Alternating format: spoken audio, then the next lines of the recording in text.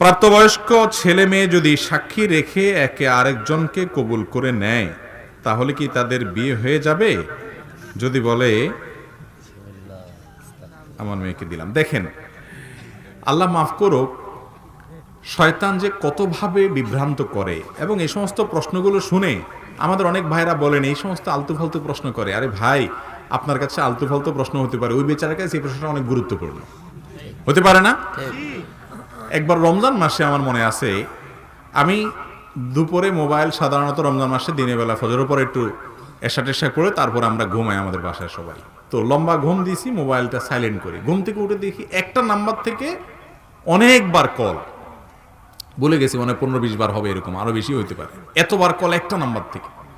তো তাড়াতাড়ি call back করলাম। একটা মানুষ এতবার কল দিছে, কে কোন বিপদে পড়ছে আল্লাহ জানে। ধরার পরে অপর প্রান্ত থেকে এক মহিলা ফোন ধরলো। ধরার পরে বললাম যে বোন, এতবার ফোন দিচ্ছেন, কোনো অসুবিধা? বলে হুজুর, একটা জরুরি মাসআলা দরকার আমার। আমি আচ্ছা বলেন বলেন। তো উনি বলেন যে মাসআলা হলো স্বামীর পকেট থেকে টাকা চুরি করা জায়েজ আছে কিনা। আমার রাগ হইল। আমি বললাম যে এটা আপনার জরুরি মাসআলা হলো? আপনি এতবার কল দিয়েছেন, আমি পরেশান হয়ে গেলাম দেখে। এটা একটা জরুরি মাসআলা হলো? যাই হোক, ওনাকে মাসআলা উত্তর দিলাম, দিয়ে আর রাখলাম। এরপর আমার স্ত্রী তাকে শুনেলাম গল্পটা। বললাম যে এটা কোনো কথা? এটা বলে জরুরি মাসআলা হলো। মানুষ যে কি এতবার কল দিল একটা কথার জন্য, সোজা কথার জন্য একটা। তখন আমার স্ত্রী আমাকে বলল যে তোমার হিসাবটা ভুল হচ্ছে। আমি বললাম কেন? বলছে তোমার কাছে যেটা খুব তুচ্ছ মাসালা, এটা তার কাছে অনেক গুরুত্বপূর্ণ। ওই বেচারি হয়তো স্বামীর পকেটের টাকাটা আজকেই পাইছে, এখনই তার উত্তরটা দরকার। হয়তো আগে কখনো তার স্বামী এত বকিল পকেটে টাকা টুকা রাখে না, চান্সটা সে আজকে পাইছে। এখন তুমি মাসালা জায়েজ বললে সে নিতে পারে। বেচারির জায়গাটা দেখার চেষ্টা করো, তুমি তোমার জায়গা বসে উত্তর দিলে হবে না। তো আমাদের কাছে অনেক ভাইরা প্রশ্ন করেন, এমন প্রশ্ন যে প্রশ্নটা আমাদের অনলাইনে ফেসবুকে অনেকে কমেন্ট করে, এটা কোনো প্রশ্ন হলো? ভাই, কোনো কর্তার প্রশ্নকে ছোট করার সুযোগ নাই। সে জানে না দেখে তো প্রশ্ন করছে বেচারা।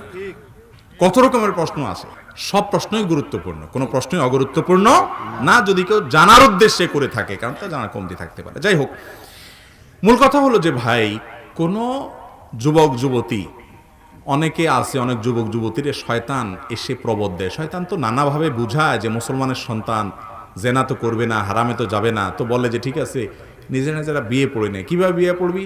বলে এই 2 কাঁধে 2 ফেরেশতা আছে না, 2জনকে সাক্ষী রাখ। এরকম করে কিন্তু অনেকে।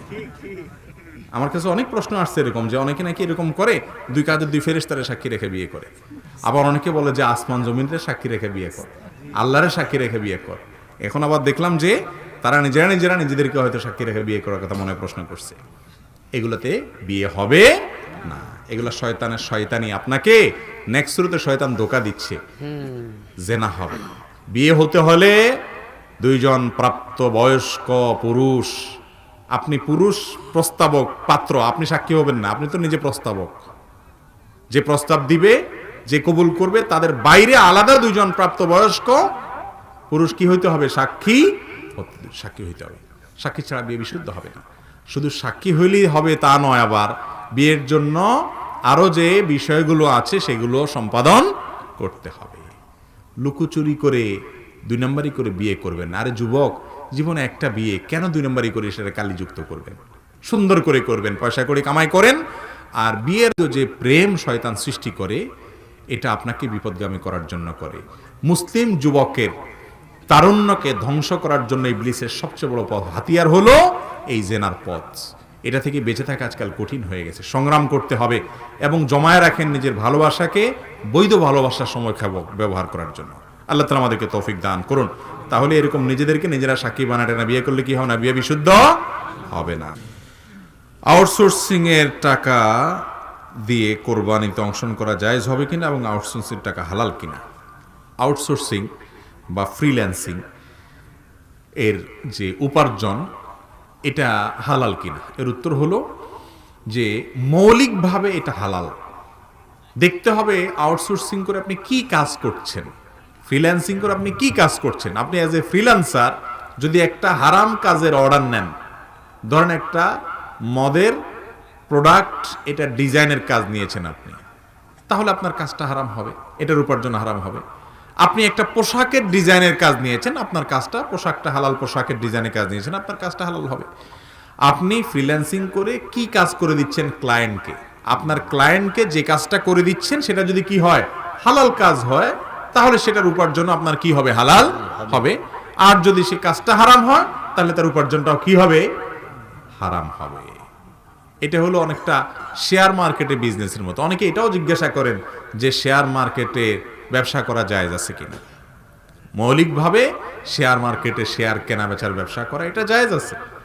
কোন কোম্পানির শেয়ার কিনছেন, তাদের কাজ কি, পলিসি কি, আপনি যে শেয়ার কিনছেন সেখানে কোনো হারামের ভাগীদার হচ্ছেন কিনা, এটা হলো দেখার বিষয়।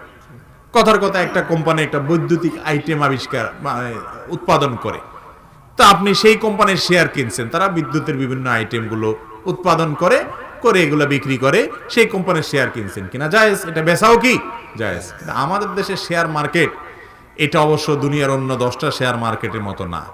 এটাকে সংশ্লিষ্টরা, এই বিষয় বিশেষজ্ঞ যারা, তারাই বলেন এটা জুয়ার মার্কেট।